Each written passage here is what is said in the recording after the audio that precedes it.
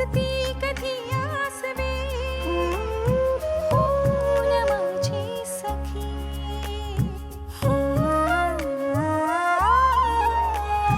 दूर कुठेतरी आहे स्वप्नांचे माझ्या गाव, जिथल्या भाळी चमकेल हे दिमाखात माझे नाव.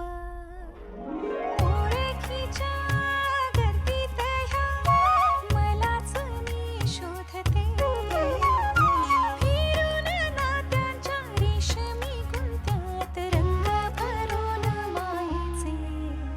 मी संसार माझा रेखीते, संसार माझा रेखीते, वाट नवी ही चालता. मी संसार माझा रेखीते.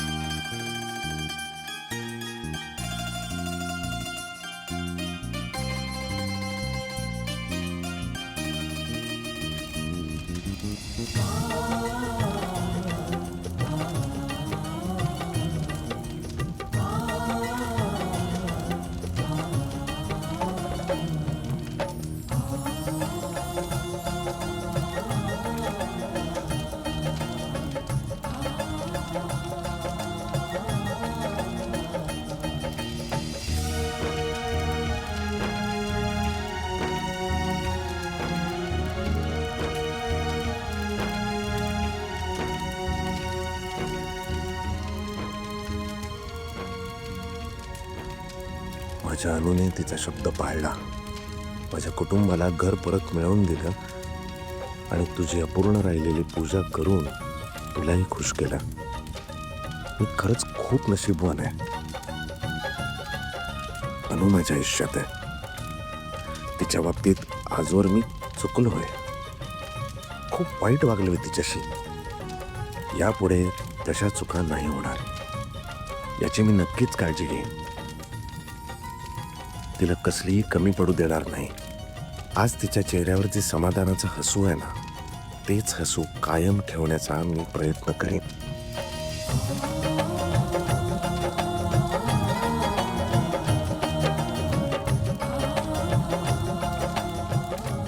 पाहिलं ना, खूप दिवसांनी मी अविनच्या चेहऱ्यावर प्रसन्न हसू पाहते. हे फक्त तुझ्यामुळे शक्य झाले. माझ्या घरावर आलेलं संकट तुझ्यामुळे दूर झालं. खरंच तुझे खूप खूप आभार. अशीच तुझी कृपादृष्टी माझ्या घरावर आणि माझ्या माणसांवर राहू दे.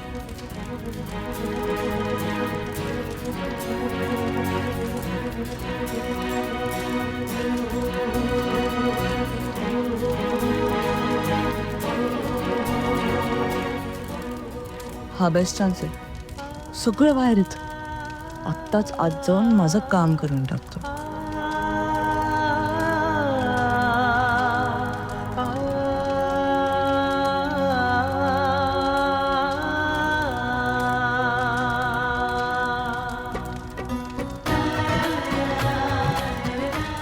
अनु, झालं ना सगळं तुझ्या मनासारखं? हो दादा, खूप छान वाटतं.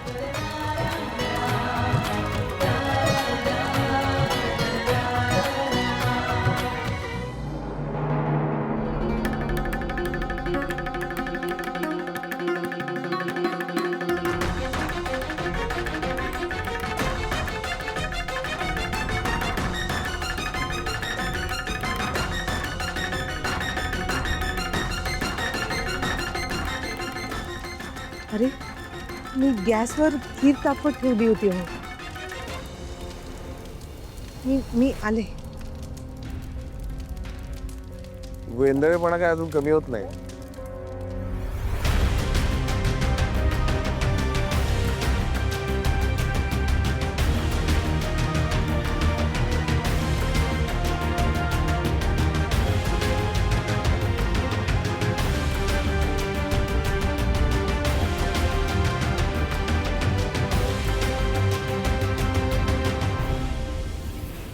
प्रथम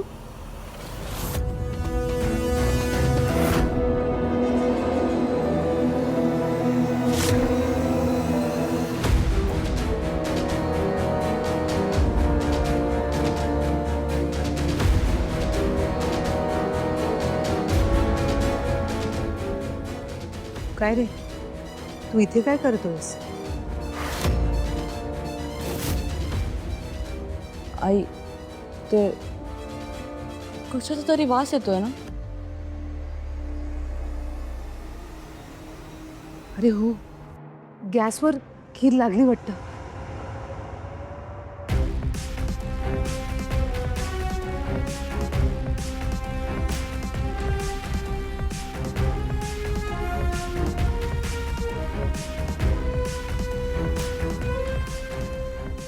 बरं चला, हा. झालं आता हा. जाऊया.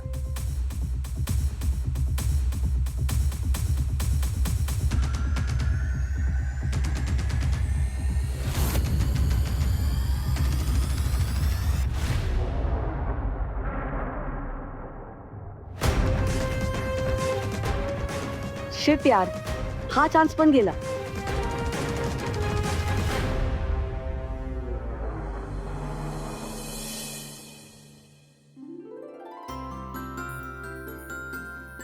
Hello, good morning. आजच्या नव्या दिवसासोबत आणि एका नवीन विचारासोबत मी तुम्हा सगळ्यांचं आपल्या शो मध्ये स्वागत करते. सो फ्रेंड्स, म्हटल्याप्रमाणे आजचा विचार असा आहे की प्रत्येक काळ्या ढगाला जशी एक रुपेरी किनार असते, तसंच प्रत्येक निराशेला एक आशेची झरतारी किनार असते. त्यामुळे माझ्या लाडक्या मैत्रिणींनो, आयुष्यात कितीही संकट आली, कितीही निराश वाटलं तरी करेक्ट, खचून जाऊ नका, कारण शोधला तर मार्ग सापडतो. हो, पण त्यासाठी सतत चालत राहावं लागतं. आपल्याला जर आपलं ध्येय गाठायचं असेल तर एकाच जागी उभं न राहता आपलं ध्येय डोळ्यासमोर ठेवून आपण सतत चालत राहिलं पाहिजे. अगदी खरं बोललीस मधुश्री. मी पण आता फक्त पुढे जायचं ठरवलं, मागे वळून पाहायचंच नाही. आता तू बघच, चालता चालता एक ना एक दिवस माझी माझ्या स्वप्नांशी आणि तुझ्याशी नक्की भेट होईल. Good morning I. Good morning बाळा. आज कोणीतरी खूपच खुश दिसते. मग कोणीतरी आज क्लासला जाणार आहे. अच्छा, म्हणून सगळा ब्रेकफास्ट, दुपारचे जेवण, सगळ्यांचे डब्बे सगळं तयार आहे. फक्त भांडी पुसायची राहिली आहेत आणि ओटा आवरायचं, बस. आई खरंच सॉलिड आहेस तू. मला ना कधी कधी वाटतं तू सुपर वुमन आहेस खरंच. गप ग. ए बरं, मी काय मदत करू तुला? तू काही करू नकोस, फक्त अशी गोड हस आणि मला ऑल द बेस्ट म्हण. ते तर करणारच आहे मी. ए बरं आई, तू एवढ्या दिवसांनी क्लासला जातेस, बाकीच्या मुलांचं बरंच शिकून झालं असेल ना, मग तुला असं मधूनच शिकवतील? नाही, म्हणूनच तर त्या सोनाली मॅडमचा फोन आलेला ना मला म्हणाले की तू लवकर ये, तू जे जे काही मिस केलंयस ना ते सगळं मी तुला शिकवेन. त्या सोनाली मॅम किती छान आहेत. त्या स्वतःहून तुझ्या मागे लागल्या क्लासला येण्यासाठी. तुला फोन केला, अगदी घरी पण आल्या. तर हल्ली कोणाला कोणाची पडलेलीच नसते. ओ पिहूताई, अगदी मोठ्यांसारखं बोलायला लागला तर तुम्ही. मला कधी कधी भीती वाटते तुझी. अगं, मी म्हणत होते त्या खूप चांगल्या आहेत. हे अगदी खरं बोललीस. पिहू, माझी आई नेहमी म्हणते की आपण जसे आहोत ना तशीच माणसं आपल्याला भेटतात. आई, अगदी खरं आहे हे. पण आई, कधी कधी ना आपल्याच माणसांपासून आपल्याला जपूनही राहायला लागतं. म्हणजे मी सीमा काकूबद्दल बोलते. मला असं वाटतं तू तिच्यापासून जरा जपूनच राहा. काय नीड लागले का तुला पिहू? काही काय बोलतेस तू? मोठ्या काकू आहेत त्या तुझ्या. मी तुला किती वेळा सांगितलंय त्या मोठ्या आहेत, त्यांना मूल नाहीये म्हणून आपण त्यांच्याशी चांगलं वाग. आई आई आई मला कळतंय, आय एम सॉरी, मला तसं म्हणायचं नव्हतं. पण आता कसं समजावू तुला? काय म्हणायचंय तुला? काय चाललंय तुझ्या डोक्यात? काय विचार करतेस तू, सांग मला. आई, मला ना आत्ता नीट सांगता येणार नाही. कदाचित तुझा माझ्यावर विश्वासही बसणार नाही, कारण माझ्याकडे तसे प्रूफ नाही आहेत. पण मला ना सीमा काकूचं वागणं जरा डाऊटफुल वाटतं. म्हणजे बघ ना, सायकल कॉम्पिटिशनच्या दिवशी किती काय काय घडत होतं. ट्रॅकवर काचा काय पडल्या होत्या, तुझ्या डोळ्यात तिखट काय गेलं, मध्येच ती खेळण्यातली गाडी काय आली. हे सगळं असंच होतंय असं वाटतं का तुला? आणि बघ नाही, हे सगळं होत असताना नेमकी सीमा काकू तेव्हाच घरी नव्हती. तुला वेड लागलंय का? काय बोलतीयस तू? त्या पण या घरचा भाग आहेत. पुन्हा एकदा सांगते, मोठी काकू आहे ती तुझी. आणि हे मला म्हणाले, मी तिकडे असताना त्या पैशांची व्यवस्था करायला गेल्या होत्या. काही विचार करतेस तू?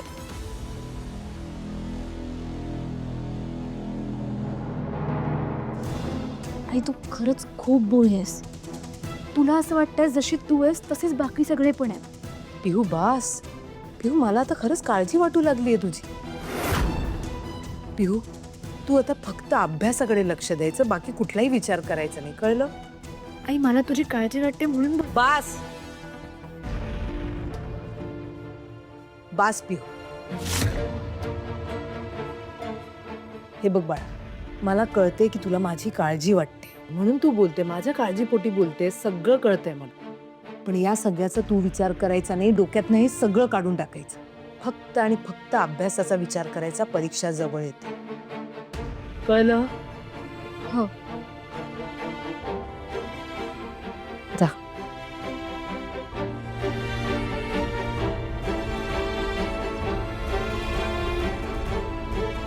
काही बोलते. मान्य आहे, सीमा वहिनीनं माझा राग येतो, त्यांना मी तेवढी आवडत नाही, पण म्हणून त्या या थराला जाणार नाही. असो, मला क्लासची तयारी करायला हवी.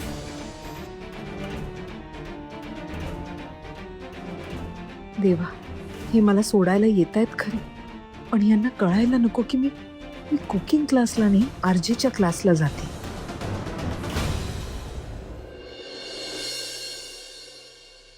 आई तुमचं आता काही खरं नाही. ए, तुझा जन्म अमावास्येला झाला का गो? म्हणजे अगं चांगलं कधी बोलतच नाही तू, नेहमी वाईटच बोलत असतेस. चांगलं बोलायला तसं काहीतरी चांगलं घडायला पण पाहिजे ना आई. नाहीतर ती अनु परत क्लासला जायचं म्हणते. आई भाऊजींनी आपल्या नाही आई, तुमच्या भाऊजींनी तुमच्या नाकावर टिचून अनुला परत परवानगी दिलीये क्लासला जायची. आता तुमचं काही खरं नाही आई. आणि तुम्ही ते म्हणाला होतात ना, ते अगदी खरे आपण. भाऊजींचा ऍक्सिडेंट झाल्यापासून खरंच त्यांच्या डोक्यावर काहीतरी परिणाम झालाय. काय काय म्हणालीस? मग काय अहो आई, भाऊजी खरंच किती बदललेत. उठ सूट त्या अनुच्याच बाजूने बोलत असतात, तिच्या विरोधात काही बोलत नाहीत, कोणाचं ऐकून पण घेत नाहीत. तुम्हाला नाही वाटत काही असं? हो हो, मला सुद्धा तसंच वाटतंय ग. आई बघा, नाही म्हणजे आत्ताच काहीतरी करा, वेळ हातातून घालवू नका, नाहीतर काय वेळ निघून जाईल हातातून. मग ती अनु भाऊजींना स्वतःच्या मुठीत घेईल, मग काय संपलं. घरातलं सगळं तुमचं महत्व संपलं आई. कोणी तुम्हाला मानपान वगैरे काही मिळणार नाही.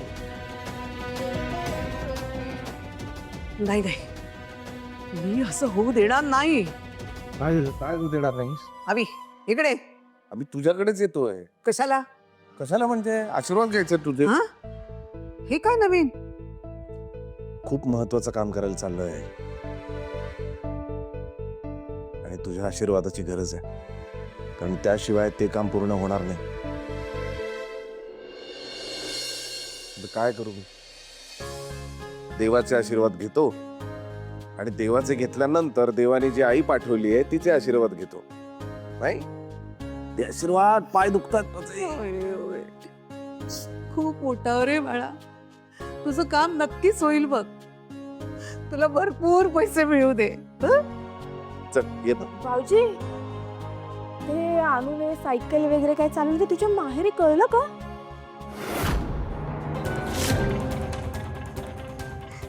नाही नसेल कळलं, नाही कळलं असतं तर त्यांनी इथे येऊन तमाशा केला असता नाही का? अहो तुमचे सासरे गिरीश गोखले. वहिनी,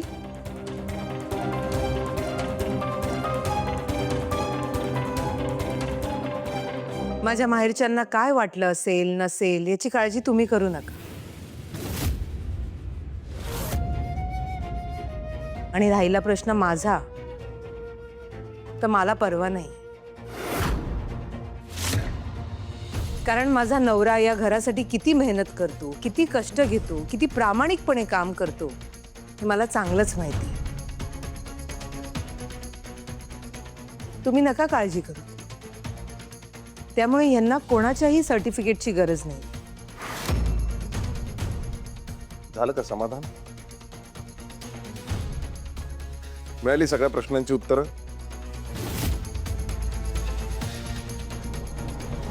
चला काय, मला तिला क्लासला सोडायचंय, पुढे मला मीटिंगला जायचंय, उशीर होतोय ना म्हणून विचारलं. चल चल चल चल लवकर. आई येतो का? आई सावकाश जा, हा लवकर या. हो हो.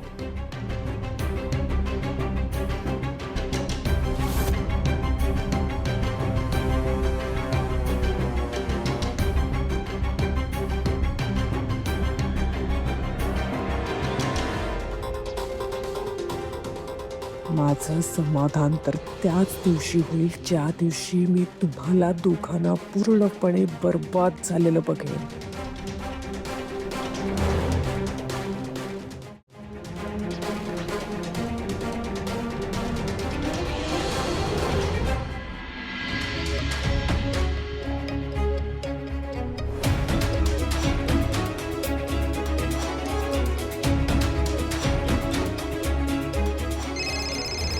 सीमा. हॅलो हॅलो दिव्या, सीमा बोलते. हा बोल ग. ती अनु आणि अविनाश राजा राणी सारखे राहायला लागलेत. हे चित्र लवकरात लवकर बदललं गेलं पाहिजे. एक काम कर, तू तुझ्या सासऱ्यांसमोर अनुचा मुद्दाम विषय काढ आणि त्यांना सांग की या घरात भाऊजी तिला कसा आणि किती त्रास देतात ते. तो म्हातारा चांगलाच भडकला पाहिजे. हा दिव्या, तू काळजीच करू नकोस. त्या सायकल प्रकरणामुळे ऑलरेडी आग लागली आहे. आता त्या आगीत तेल कसं ओतायचं ते तू माझ्यावर सोड.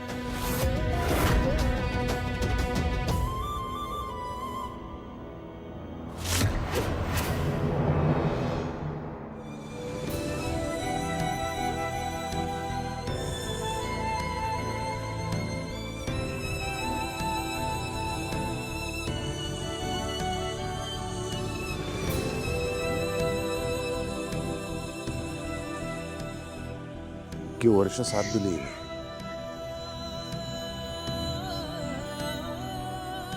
ऍक्सिडेंट झाला पण आजही साथ देते.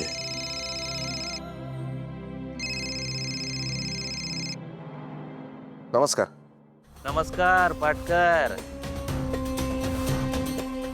तुम्ही अजून माझे 5 लाख देणं बाकी आहात, आहे ना लक्षात? हो आहे, लक्षात आहे. नाही म्हटलं, विसरला असाल तर आठवण करून द्यावी. काय? नाही विसरलो नाहीये, त्याचाच तेच पैसे जमवायचा प्रयत्न सुरू आहे. Very good. मुदत लक्षात आहे ना पाटकर? 2 महिने. 2 महिन्यांच्या तुमच्या प्रयत्नांना यश आलं पाहिजे. एक दिवस जरी मागे पुढे झाला तर मग माझे प्रयत्न सुरू होतील तुम्हाला देशोधडीला लावायचे.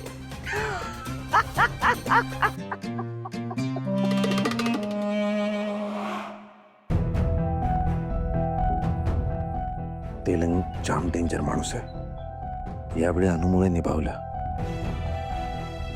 पुन्हा अशी वेळ यायला नको. यासाठी काहीतरी करायला पाहिजे. काही करून ते कॉन्ट्रॅक्ट मिळवायलाच पाहिजे.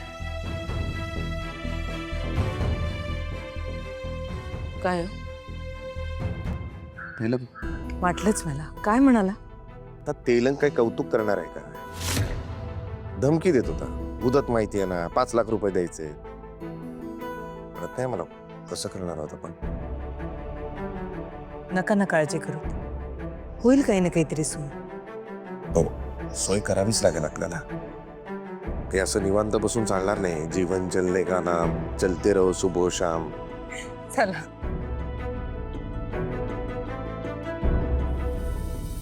काय आता चला ना. काय झालं आता, काही विसरलात का? नाही एक विचारायचं आहे तुला. विचारा ना. ते वहिनी जी म्हणाल्या की तुझ्या घरच्यांनी ते सायकल वगैरे सगळं पाहिलं असेल तर मग तुला फोन आला होता का करून? नाही, फोन नव्हता आला. बाबा स्वतः आले होते.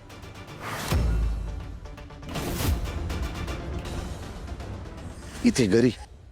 घरी नाही, तिथे स्पर्धेच्या ठिकाणी. कधी? स्पर्धा सुरू झाल्यावर 2-3 तासांनी आले ते. म्हणजे त्यांनी पाहिलं तुला सायकलवर असं? पाहिलं ना.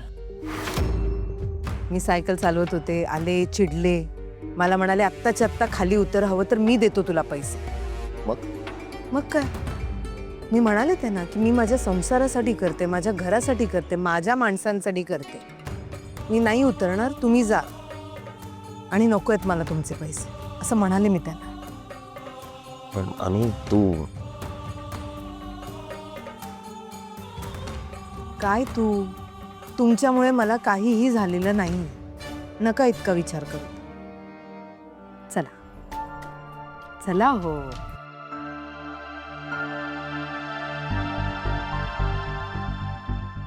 आई शपथ, या गोखल्याने या सगळ्याचा राग कॉन्ट्रॅक्टवर काढायला नको. चला.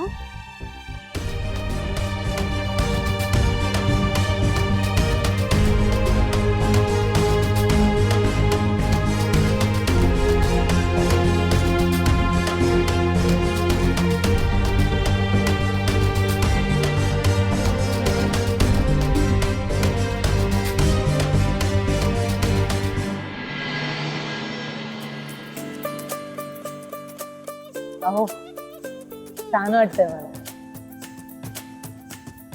अहो छान वाटतंय मला. काय अहो छान वाटतंय मला. काय ती कविता ऊन जरा जास्त आहे. काय ऐकू येत नाहीये का तुम्हाला? नाही पण खरंच जास्त आहे. मार्च मध्ये ही अवस्था आहे तर मे मध्ये काय होईल? छान वाटतंय मला. काय करणार, हे सिमेंटचे रस्ते वगैरे बनवतात ना, त्यामुळे ते उसाडा वाढतो, बाकी काय नाही. झाडं लावायला पाहिजे. बर. हा,